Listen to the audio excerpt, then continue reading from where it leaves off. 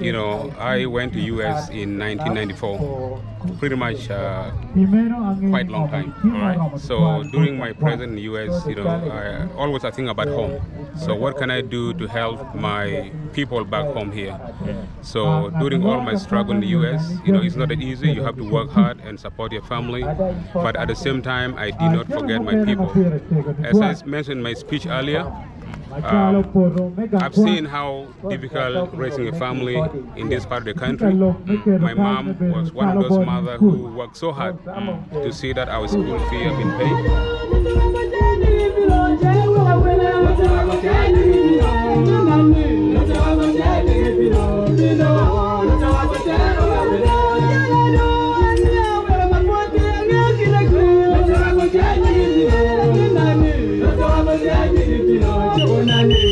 When Simon called me that he wanted to build a school in South Sudan, I was so happy because so many of our Sudanese, they build their home in Uganda, they build, you know, the organization in Uganda.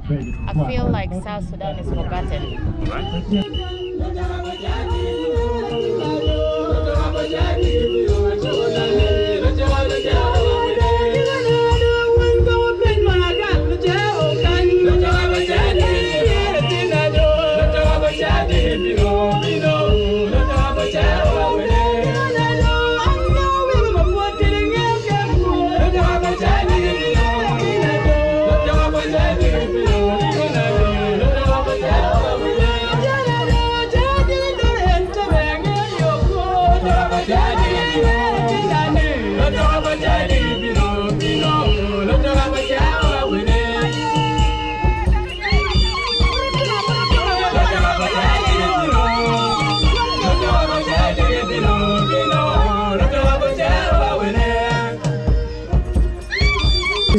Like somebody cannot put in his or her investment in this land.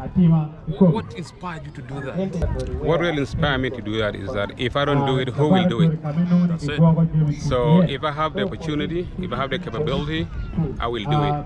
And the rest will be completed by somebody else. So right now, I'm capable, I have the opportunity, I will do it under my under my power, let's say that way. I can try my best to do it within my power. So if I can do it, then someone else will complete from where I end up. How is the education sector going on in this area? I really don't know much about South Sudan because I was born in Uganda. But when Simon called me that he wanted to build a school in South Sudan, I was so happy because so many of our Sudanese, they build their home in Uganda, they build, you know, the organization in Uganda. I feel like South Sudan is forgotten. And when I come here last year, actually it was my first time in 2021 to come in Pajong, where my mother come from. As soon as I landed my feet in South Sudan, I don't know, I feel the welcome home that I needed to do something in this land. I went to US when I was 15 years old, and I always wanted to do something to our people. And for that being said, I feel like, of course, there's a war in South Sudan and there's a lot of obstacles that people are going through. But for me, strongly, I believe it's a mindset. Mindset, that's true. If people are talking about peace, the peace will come. If people keep talking about the war and all the bad thing about South Sudan, we keep getting that bad thing.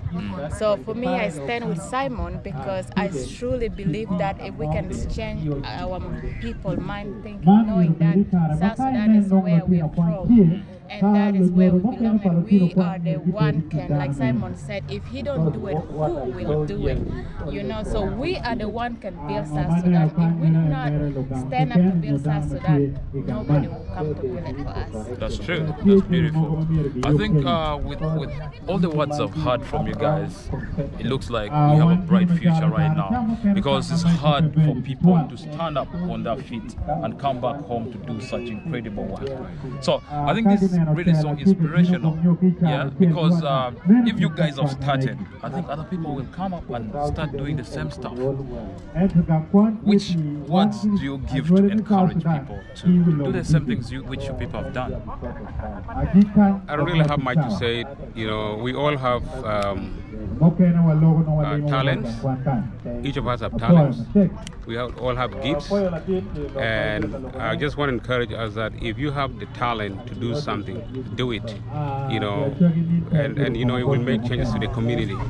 So, from my own perspective, you know, I'm not looking into making money. I'm looking into making changes in the community, because this community needs a lot of work. So, for us to come from outside here, it's not that to make money.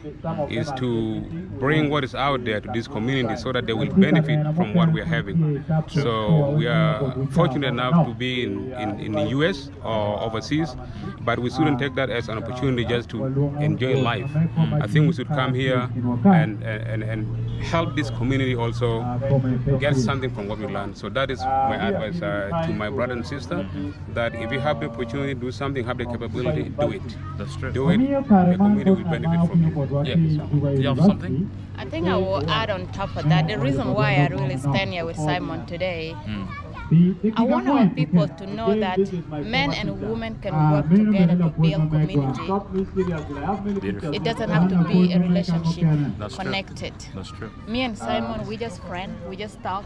When me and Simon are talking, we only talking about develop our community. Beautiful. But in our community, when you see men and women are talking, there's a different thinking coming in their mind. It's like, that's true. oh, this one is now Simon already used moving her, out, or you know, did something. But no, that's why I'm really here, because I want our young women and young men to know that it's important for us to work together, because we as women, we too have the brain to support our men. It doesn't have to be your wife That's it. in order for that woman to support you. But we have to change the mindset of when you see men and women are talking, you know, like something come in your mind that, oh, they're in the relationship. No. So I'm here to change that and to encourage our people. South Sudan is our home. That's true. We have to develop. Look how beautiful this place is. If the work have not done here, it will not be like this. It will not look like this.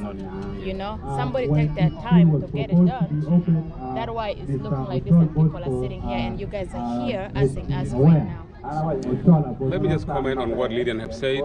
She's right. You know, I've known, actually, to be honest with you, I just greeted Lydian hand here in Magwi. Wow. I greeted her hand here in Magwi. Yes, we never met. Wow. We never met. I greeted her hand here in Magwi. So we talk. She's very open-minded, very positive, and I have discussed a lot of initiatives with her. I told her the plan from the get-go, what I'm doing, what are the steps, and she's been very supportive, giving ideas. So you can imagine coming from US all the way here to Williams inauguration. We have never met. So this is something that I think we need to encourage. You know, it's not just about relationship. It's about sharing ideas. You know, because all of us, we can build this community. So thank you, Lillian, for being honest and being open. I'm looking forward to have more engagement, and hopefully we will make this school even much better, much bigger. And I'm looking forward to see you again and having more time with you. Sincerely speaking, you guys are, I don't know what to say right now, but what has happened, like I can't imagine. I thought you guys were even like sisters and brothers or something. All right. So ladies and gentlemen, this is something we should embrace. Like we, the Cholis, we really lack such kind of unity. Yes, that's true. I can bear you guys witness. We lack such kind of unity. Like an example is in northern Uganda. There we have people who start a business single-handedly. Like they grow up with a business so well, and later on they pass on. God forbid, like somebody dies, and later on the business dies also. You see that? Now, if you put on joint ventures is something so good. You see, like you share ideas between yourself. Like if you cannot afford, she can provide some information which is so credible for you. You see that? So I think, ladies and gentlemen, that's something we should embrace right now so that we develop our region. I think one thing I want to add to our people is it's not about money.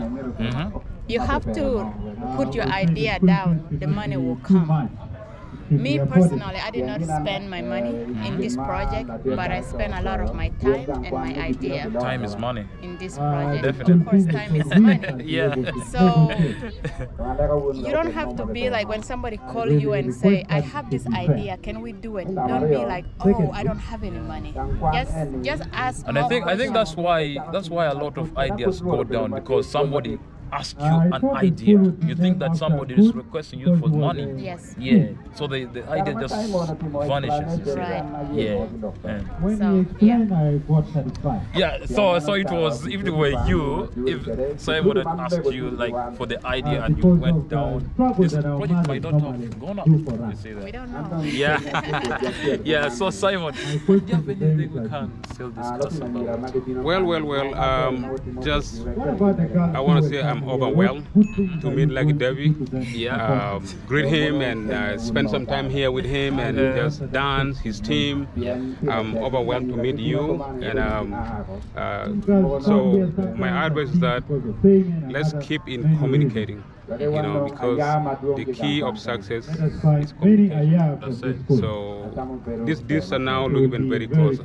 So let's keep communicating and let's see how we can grow and build this community. You know, this is the beginning. Who knows what's come up? So Education is key. yeah. So I really want to say thankful for your time, for coming here. I know you have family in Uganda that they need you more than being here, but you offer your time to come here and spend time with us. That's it. Lilian, her family in US, that they needed her more than being here. She offered her time to come here.